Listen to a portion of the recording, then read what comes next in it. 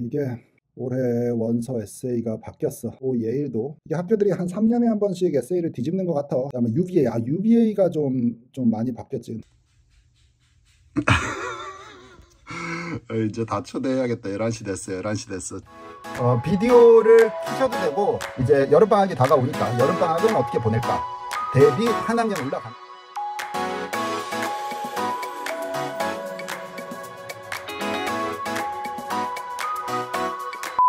반갑습니다, 여러분. 자, 오늘은 우리 컨설팅 프로그램에 대한 안내 비디오 정도가 될 것 같습니다. 자, 9학년, 10학년 학생들은 컨설팅 프로그램 들어와서 어떤 과정을 겪냐, 11학년이 되면은 원서 프로그램의 컨설팅이 어떤 거냐, 이거를 다 합쳐가지고 한번 설명을 해보려고 그래요. 이 컨설팅 프로그램에 들어올 때 학생들에게 도움이 돼야 되는 어떤 프로그램들이 좋을까를 생각을 할 때는 학생들만으로 시작을 했네, 사실. 근데 요즘에는 어떤 식으로 변하면 학생 위주만이 아니라 부모님까지 같이 댁에서 할 수 있는 부모님의 역할, 부모님이 할 수 있는 이런 것까지도 같이 와서 조금 요즘에는 엄마 아빠 플러스 아이 컨설팅이 돼가고 있는 느낌이 약간 있긴 하거든. 전체적으로 어떤 것들을 하는지 설명을 한번 시작을 해봅시다. 출발. 자.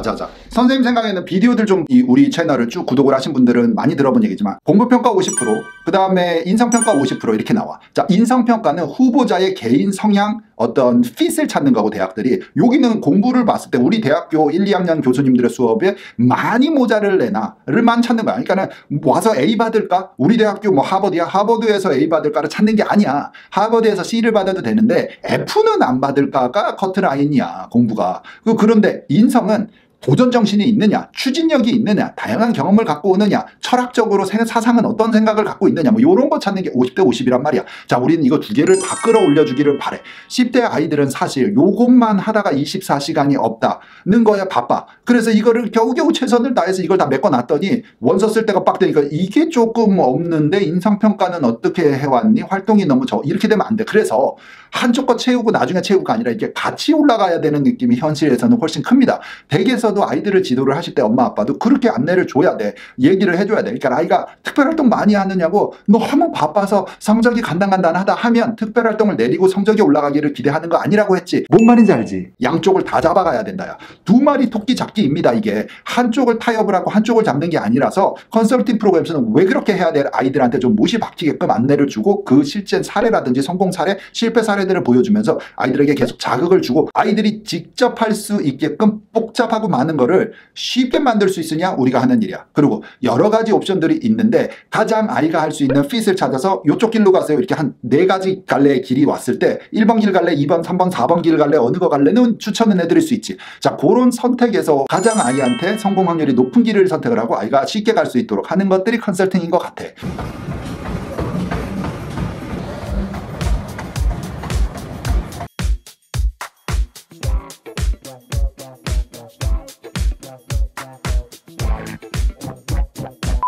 이게 시간이 빨리빨리 가잖아. 우리 프로그램이 있는 거와 없는 것들의 차이는 학생들은 조금 자극이 필요하거든. 엄마 아빠와의 대화와 학교에서 뭐 이뤄낸 성공에 대한 칭찬을 받아서 기분이 좋다든지 아니면 잘못된 거에 대한 어떤 수정작업, 오답 정리 비슷하게 엄마와 같이 아빠와 같이 또는 선생님들과 같이 대화를 할 수 있다든지 아니면은 뭔가가 고민거리가 있거나 더 하고 싶은데 무엇을 더 해야 되는지 모르는 경우들도 있어. 그거는 너무나 좋은 케이스지. 그러면 갖다 붙여주면 되니까. 그런 학생들이 컨설팅에서 도움을 많이 받고 그것들을 다 쌓아서 11학년 때 원서를 쓸 때 11학년 2학기 때부터 원서를 쓰기 시작하거든.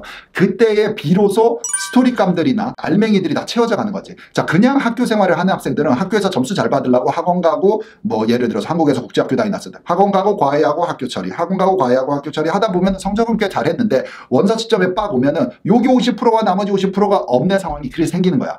기숙사 생활하는 미국의 보딩스쿨 학생들도 마찬가지고 양쪽 토끼를 같이 잡는 몰이를 해서 두 마리를 다 잡아야지 성공하는 그런 느낌이라고 했는데 한쪽만 너무 치우치고 있나 하는 데서 멘토링 선생님들이 들어와서 플레이를 하고 역할을 해줘야 되는 것들이 있다고 앞에서 얘기를 했지.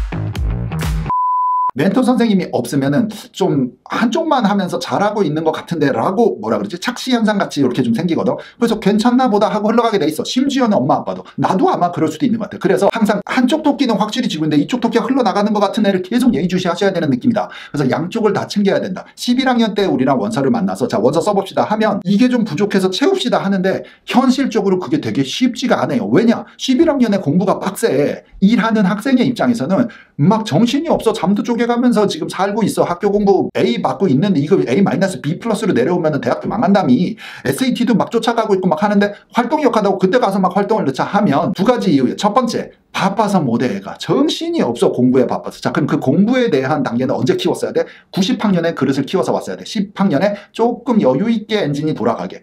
두 번째 이유는 하고 싶고 시간도 쪼개서 늘려고는 하는데 아이가 할 준비의 상태가 안 돼. 그릇이 안 되는 상황들도 있어. 그러니까 공부만 해야 돼서 시간이 없는 것보다는 해야 되겠다 해서 시간도 만들었는데 뭘 해야 되는지 아이디어라든지 경험이라든지 앞에서 쌓아놓은 것들이 없으니까는 이게 지금 그때 가서 빡 꽂았는다고 뭐가 이렇게 갑자기 입혀지는 게 아니라니까. 뭔 말인지 이해가 되나? 갑자기 마라톤을 42km를 뛰어야지 몸에 좋다 해서 갑자기 야 지금 뛰어 42km 이러면 사람 가다 뻗어 자빠진다니까. 기절해. 그렇게는 안 되고 계속 쌓아온 거야. 엑서사이징을 하고 몸을 빌드업하고 하다가 11학년 2학기가 됐을 때 자 이때까지 우리 10km 뛰어봤지 15km 뛰어봤지 자 이제부터 10개월 동안 우리가 42km 뛰는 거를 목표로 빡 이제 프로의 수준으로 확장할 거야 했을 때 maybe 가능할지도 모른다. 자 이런 상태로 빌드업하는 과정이 필요해서 그게 90학년의 컨설팅 과정. 여기서 내가 갖고 있는 모든 디테일한 것들을 다 오픈하기도 형평성에 맞지가 않아서 실제로 한 20% 정도의 노하우들은 엄마 아빠들이 그래. 아 이런 줄 알았으면 진지게 시작할 걸.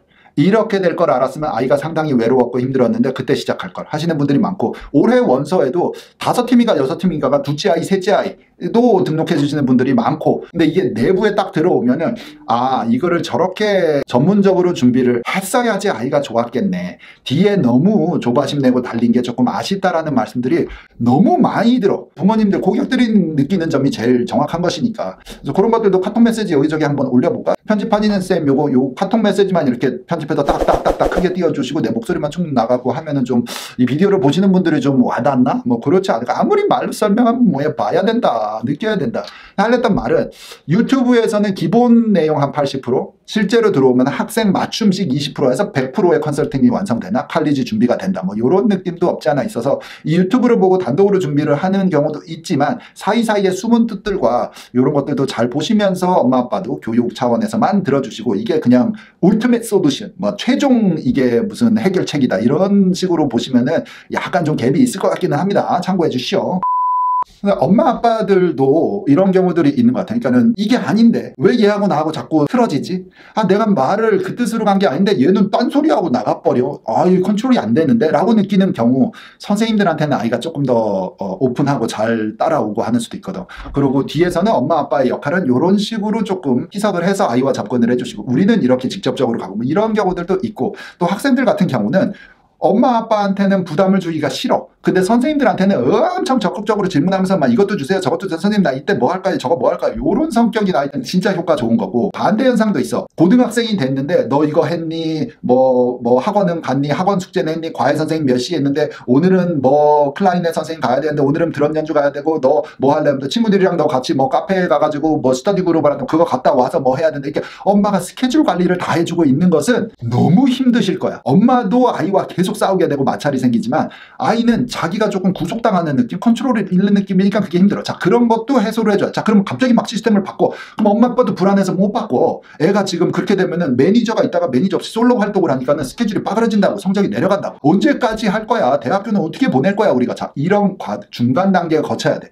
그런 역할들도 조언을 해드리고 뭐 아이들과 그 단계를 넘어가는. 그래서 결국에는 뭐야? 우리는 스스로 더 목말라서 뭔가를 더 원하는 인간으로 조언을 주고 쉽게 만들어주고 팁을 줘서 길을 찾아갈 수 있는 것. 어떤 학생들은 자기만의 프로젝트로 쓰레기 분류 작업을 하는 학생도 있고 어떤 학생은 의료봉사를 하는 학생도 있고 어떤 학생은 아트 관련된 거 뭔가를 하는 학생 어떤 학생은 리서치를 하는 학생도 있고 어떤 학생 같은 경우는 뭐 혼자의 프로젝트로 뭐 주변에 학생들 모아가지고 코딩을 하는 학생도 있고 그래서 그 프로젝트로 어떻게 연결해서 타고 넘어가고 여러 가지 아이디어가 있는데 자 그런 것들을 언제부터 어리면 어릴 때부터 습관을 좀 키워주면 11학년 때는 막 날라다니겠지. 자 그러면서 원서 쓰겠지. 요거를 말하는 겁니다.